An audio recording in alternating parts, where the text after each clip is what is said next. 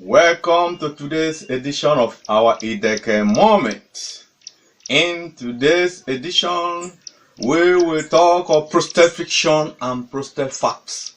This is now part 3. Part 3 is a part of our series we choose to title Health Fiction and Health Facts, which is Volume 1, Number 3. Not Volume 1, Number 3 now. I said that today's edition we are going to talk of how to cure prostate disease permanently. How to cure prostate disease permanently.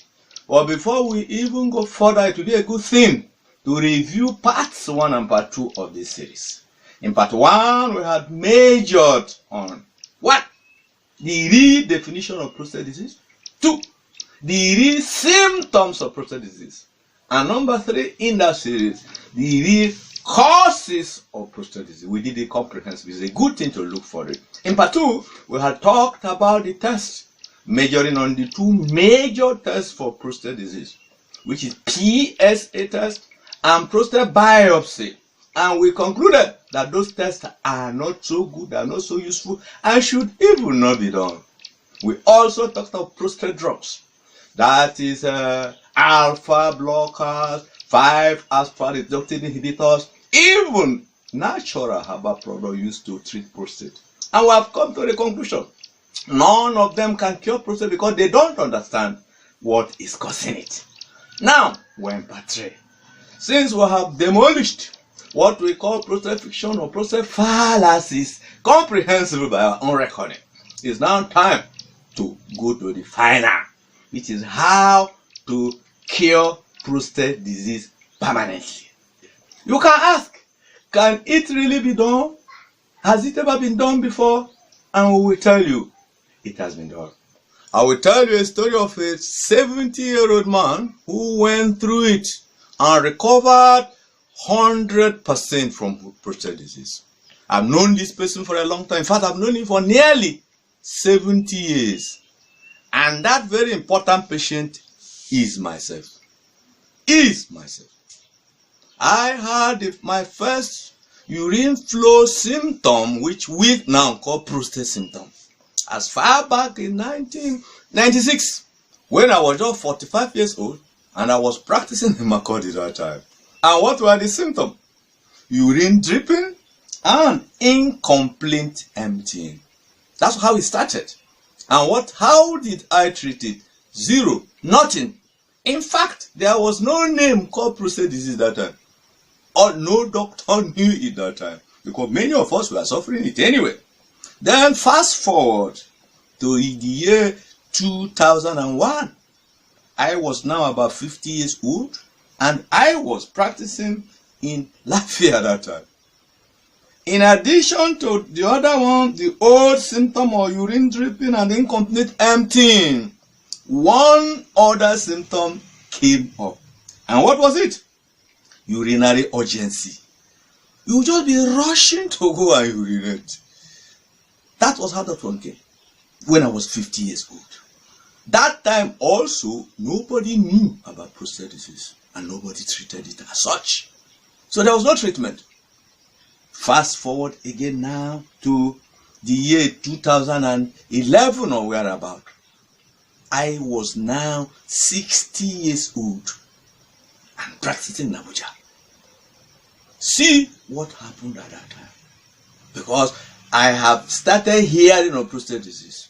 I have started dispensing prostate medicine to other people. But something striking also took place when I was becoming 60. More symptoms of other diseases started coming. What I titled extraurinary symptoms, extraurinary disorders and diseases. And what were they? Hypertension, tinnitus, heart palpitation, diminished vision, libido loss, hearing loss, memory loss, even mood swings. They were there. There were also premature graying. Almost all my hair were white that time. And that was not all. The greatest one happened also around that time. I started attending psychiatric hospital at National Hospital Abuja. I was losing my brain. I was no longer capable of even controlling myself. I thank God for wonderful doctors like Dr. Guche and Dr. Fumi, who took me up as their patient that time. But there was a time I was taking more than 13 to 20 drugs every day for the multiplicity of diseases and disorder, quote and unquote. Yet, I was dying. Yes, I said I was dying. But today, at nearly 70 years of age, I have recovered fully, I said fully, from all those things. All the diseases and disorders, the one that has name, the one that doesn't have name. And what are the evidence of it? Today, at the age of 70 or thereabout, all my hair has come back to blackness. Even the little bald head I had here when I was just 50 or 55 have all regrown. And then all other areas, my sight has come back, my hearing has come back, my mood, my strength, my libido, my memory, my mental alertness have gone back to what they were technically 30 or 40 years ago. I have been renewed. How did I cure my prostate disease permanently? How did I achieve that? What did I do differently from what the world was doing and they are still doing now? I will tell you. It is said, a wise man gives himself the chance to be wrong. You heard me? A wise man gives himself the chance to be wrong. That's a Nigerian philosopher. Malam Aminu Kano said it about 30 or 40 years ago. I agree with him. It is also said that it is a sheer madness to continue doing the same old thing and be expecting a new result. You can't be doing the same old thing and expecting a new result. That is Albert Einstein, one of the greatest philosophers and scientists of all time, said that. So I did something differently.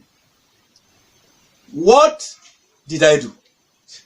Just like the prodigal son in the book, I just came to myself and asked myself, my grandfather was getting better results than me in his own medical practice.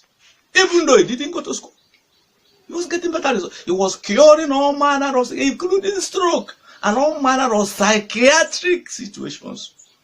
And I was not getting it and I was dying. I said, there's something wrong in what I have been practicing. That was my 35th year of medical practice. And what did I do?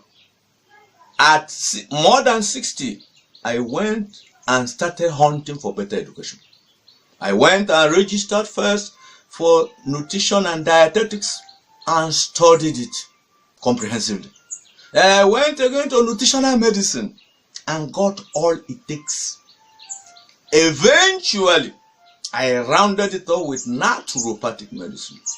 Naturopathic medicine, with the type of medicine that was practiced many years, millions of years ago by every medical person until just recently. And what it is? The medicine that depends exclusively on natural diet and food and also natural medicinal product in order to get all you are looking for. It's also called integrative medicine. It's also called functional medicine. What is the difference between naturopathic medicine and ordinary medicine, orthodox medicine if you like? One major difference, in fact the sole difference, is that orthodox medicine majors on pampering symptoms, whereas naturopathic medicine majors on treating the cause. That's why we had to start part 1 and part 2, to know the causes of prostate disease and to know how the medicine and tests have failed before we now come to tell you how to do it. So, orthodox medicine will tell you management of disease. Is it a good word? Is there any other profession where management is a positive term? It shouldn't be. An engineer shouldn't say management when he's building a bridge. A teacher will not announce management when he's molding your children in school. Neither will a soldier with his loaded gun in a smoking battlefield say, I just managed. No, you don't manage. You come out with the result. You solve the problem or apologize for it and look for ways of doing it. That was how I looked for new ways and applied all of them in the principal patient, who was myself, and started getting result. And that result had become permanent, especially in the prostate disease and all other accompanying diseases and disorders that were also ravaging my body that time. I have recovered from all. Yes, and I mean 100% recovery. What did I do? What exactly did I do? I will tell you.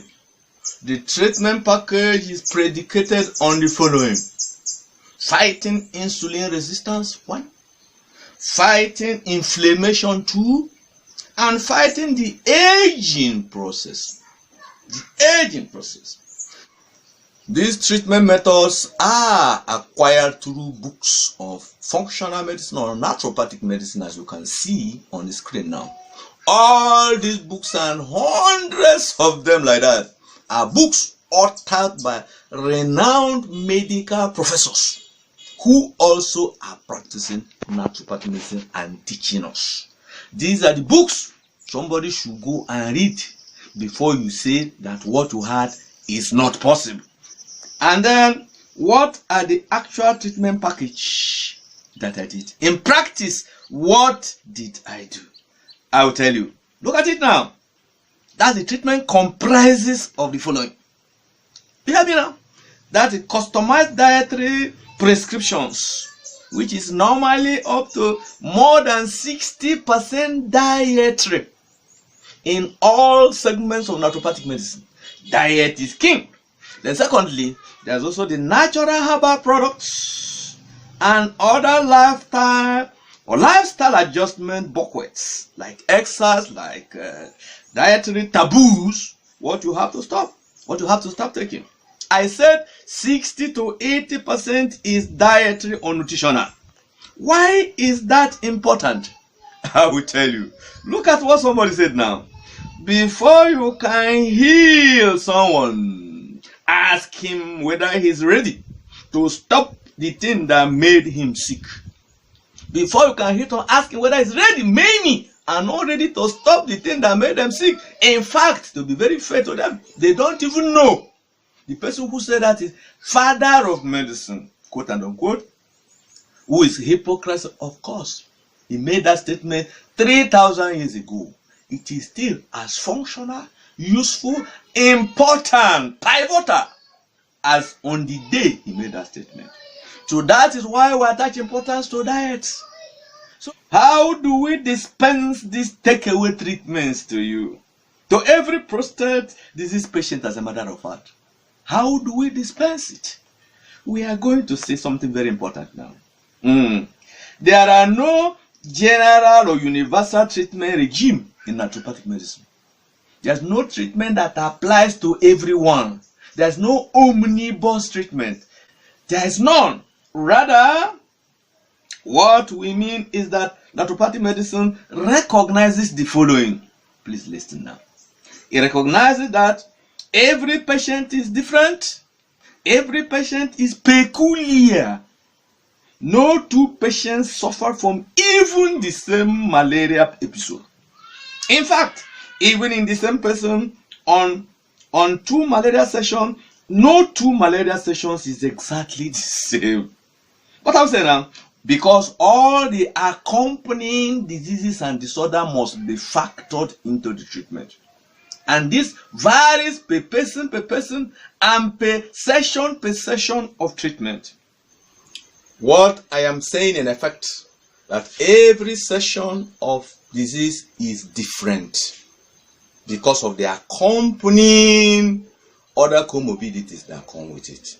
For instance, I have never seen anybody with prostate disease alone. They normally come with all that thing, diabetes, hypertension, weak erection, in the eye, many other places. I also went through it, if you remember the testimony I shared. So that is why we are saying that in treatment of prostate disease, there is no universal treatment for everybody. Each person is considered by what order diseases and disorders, and even the symptoms as such that accompany his own specific prostate disease. So, every prostate patient must narrate his own individual prostate symptoms. This is very important. It is when that person brings out all their symptoms and other things now that on our own we give you personalized, individual, customized package that will be able to go and root your own prostate and also cancel all other embarrassing diseases and disorders that are also hovering around that person's body. Yes, this is all I will tell you about the treatment of prostate disease. I hope you are not disappointed, because we have to make sure that when we handle the situation, we'll understand everything comprehensively and then put the nail on the head of the thing that is causing it. That should be that.